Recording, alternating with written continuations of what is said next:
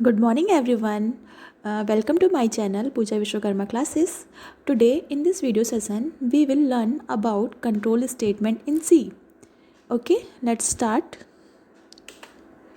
First one we will discuss about sequential statement. आज की इस वीडियो में मैं आपको कंट्रोल स्टेटमेंट्स के बारे में बताऊंगी जो हम लोग सी प्रोग्रामिंग में यूज़ करते हैं।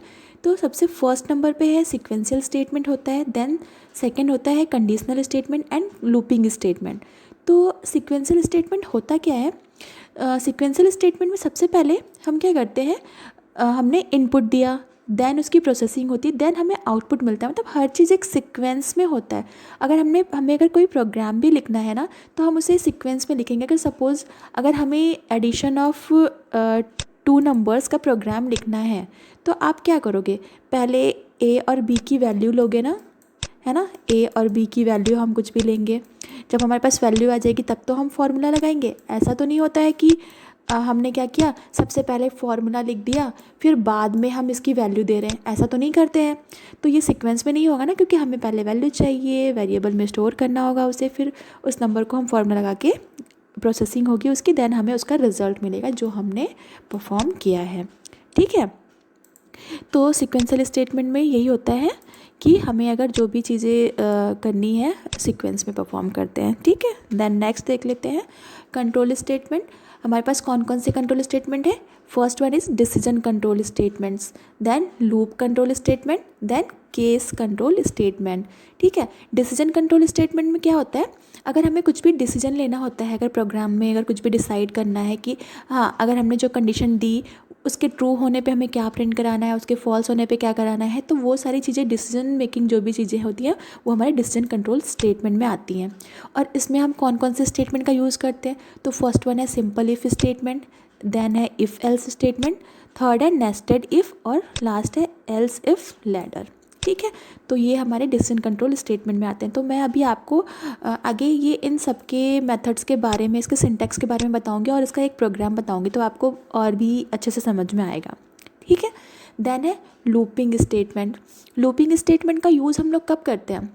सपोज़ अगर कोई सा भी टास्क, जैसे मैंने आपको अपने इस फर्स्ट वीडियो में बताया था कि अगर हमें हेलो प्रिंट करना है तो हम क्या करते हैं? हेलो प्रिंट करने के लिए हम क्या करते हैं, हमने प्रिंट फंक्शन यूज़ किया ऐसा। ठीक है।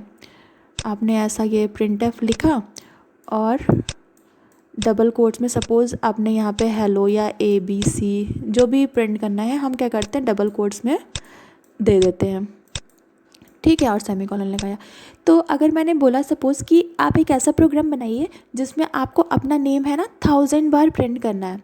ठीक है। तो क्या बताइए, आप ऐसा करोगे? 1000 बार printf लिखोगे, printf hello, printf hello, printf hello, ऐसे तो बहुत बड़ा प्रोग्राम बन जाएगा हमारा, है ना। और इतना कोई लिखना भी नहीं चाहता है। तो लूप क्या करता है, लूप यही हमारे इस काम को बहुत ही आसान कर देता है कि हम चाहते हैं कि हम एक ही बार स्टेटमेंट को लिखें और उसको कुछ ऐसे पर्टिकुलर कंडीशन में दे दें कि हम इसको जितनी बार प्रिंट कराना चाहें वो उतनी बार प्रिंट हो जाए, बट हमें लिखना सिर्फ एक ही बार पड़े। तो उस टाइम पे हमारा क्या होता है, लूप कंट्रोल स्टेटमेंट यूज़ होता है।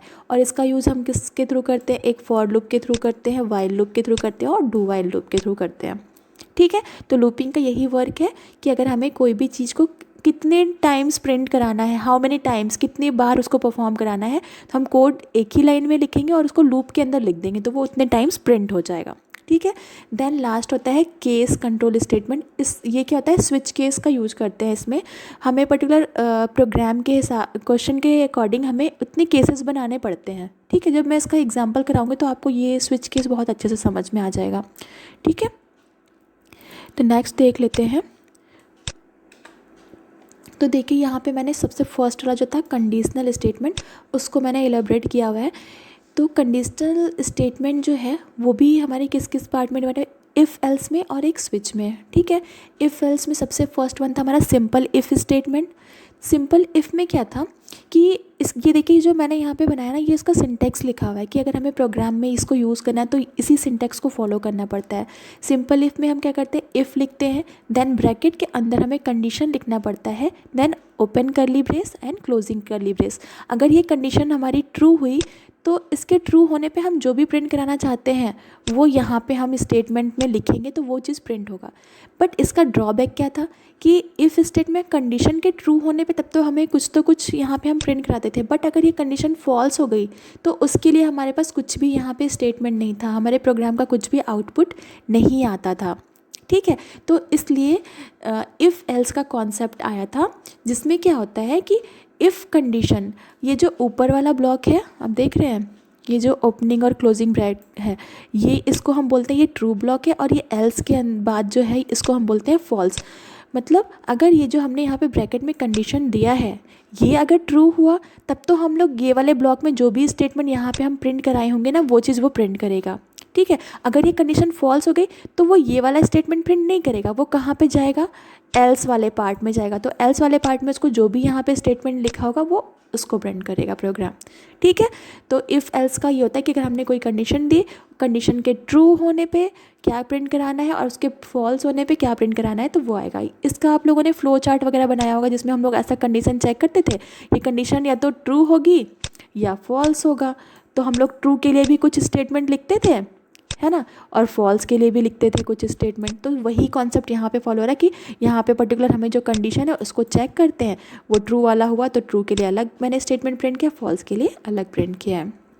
ठीक है, देन इफ़ एल्स इफ़ क्या होता है कि इफ़ के अंदर हमने कोई कंडीशन लगाई, ये कंडीशन अगर ट्रू नहीं हुआ तो हम एल्स में जाते हैं। तो एल्स में अगर हमें कुछ और भी एक्स्ट्रा कंडीशन चेक करने हुए तो हम क्या करते हैं, एल्स के अंदर अगेन से इफ़ लगाते हैं, वहाँ पे फिर कंडीशन चेक करते हैं, उसके अकॉर्डिंग फिर हम अपना रिजल्ट लिखते हैं। तो ये जो प्रोग्राम्स है ना, मैं इसको जब एग्जांपल से आपको समझाऊंगी तो वो ज़्यादा अच्छे से समझ में आएगा। तो बट अभी आप समझ लीजिए कि इफ़ एल्स के अंदर वापस से मैंने इफ़ लगाया, फिर से एल्स लगाया, उसके अंदर फिर से एफ़ लगाया। ठीक है, मतलब बहुत सारी कंडीशंस लगा रहे हैं। तो और नेस्टेड इफ़ क्या होता है, अगर एक इफ़ स्टेटमेंट के अंदर मैंने दूसरा इफ़ स्टेटमेंट यूज़ किया या एक और यूज़ किया, मतलब एक से अधिक बार अगर मैंने यूज़ कर लिया इफ़ को, तो हम बोलते हैं वो नेस्टेड इफ़ स्टेटमेंट है। ठीक है, तो वही है, यहाँ पे देखिए मैंने एक इफ़ कंडीशन थी, ये ट्रू हुआ तो इसके अंदर अगेन से मैंने दूसरा इफ़ कंडीशन लगा दिया, तो इसलिए हम उसको बोल रहे हैं कि ये नेस्टेड इफ़ स्टेटमेंट है। ठीक है, देन जो ये लास्ट था हमारा स्विच केस, इसमें क्या है, स्विच एक्सप्रेशन। अब इसमें देखिए केस 1 है, फिर ब्रेक है, केस 2 ब्रेक, केस 3 ब्रेक, और फिर एक लास्ट, मतलब इसमें हमें अपने प्रोग्राम के अकॉर्डिंग जितने केसेस पॉसिबल हैं उतने केसेस के लिए हमें प्रोग्राम लिखना पड़ता है, और एक लास्ट डिफ़ॉल्ट लिखना पड़ता है कि अगर हमने चॉइस जो है इसमें हमने मतलब हमें कुछ चॉइस दिया होता है, उसे चूज़ करना होता है। जैसे मैंने स्टार्टिंग में लिखा कि enter the numbers between 1 to 3, तो हमें 1 से 3 के बीच में नंबर चूज़ करने हैं। अगर मैंने 2 चूज़ किया तो वो क्या करेगा, केस 2 में जो भी स्टेटमेंट लिखा होगा ना वो चीज़ प्रिंट करके हमें आउटपुट आ जाएगा। बट सपोज़ 1 से 3 तक चूज़ करना था, किसी ने क्या किया 5 डाल दिया, तो 5 के लिए हमारे पास कोई भी केसेस नहीं है, तो वो डिफ़ॉल्ट में जाता है कि हम डिफ़ॉल्ट में क्या प्रिंट करा देते हैं कि आपने रॉन्ग नंबर चूज़ किया है, ऐसा करके प्रिंट करा देते हैं। तो इसलिए हमें एक डिफ़ॉल्ट केस बनाना पड़ता है कि रॉन्ग चॉइस के लिए। ठीक है, यहाँ तक क्लियर है आप लोगों को? नेक्स्ट देख लेते हैं, थर्ड वन इज़ था क्या हमारा, इटरेशन स्टेटमेंट और लूपिंग। ठीक है, लूपिंग मैंने बताया था कि अगर हमें कोई भी चीज़ कितने भी टाइम्स बहुत टाइम्स में प्रिंट कराना है तो हम चाहते हैं कि हम उतनी बार अलग अलग स्टेटमेंट ना लिखें, उसको लूप में लिख दें, तो वो जितने भी टाइम्स हम प्रिंट कराना चाहते हैं वो प्रिंट हो जाए। ठीक है, तो ये हमारे क्या क्या होते हैं, एक होता है हमारा while loop, do while loop and for loop. ठीक है, तीनों का काम वही है, बस तीनों के लिखने का जो सिंटैक्स है वो अलग अलग है, वाइल, डू वाइल और फॉर का। ठीक है, okay, thank you. Next video में मैं आपको इफ़ स्टेटमेंट और एल्स के लूपिंग के प्रोग्राम्स बताऊंगी मैं। ठीक है, और अगर आपको वीडियो पसंद आए तो प्लीज़ लाइक करिए, शेयर करिए। Thank you, bye bye.